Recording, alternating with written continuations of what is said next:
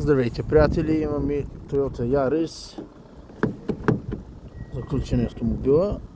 Сега глася инструментите и действам. С шперца, както казах, повече от 50% от времето хората не си използват ключалките и те замръзват и не работят. И мале, сега да дувам само малко да се отвори и стига толкова.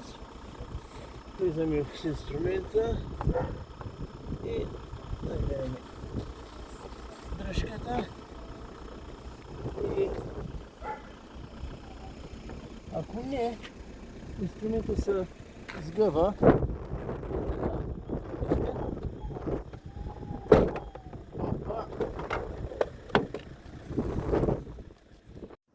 Това беше всичко. Благодаря ви много за гледане на видеото. Весело посрещане на празниците. Бъдете живи и здрави!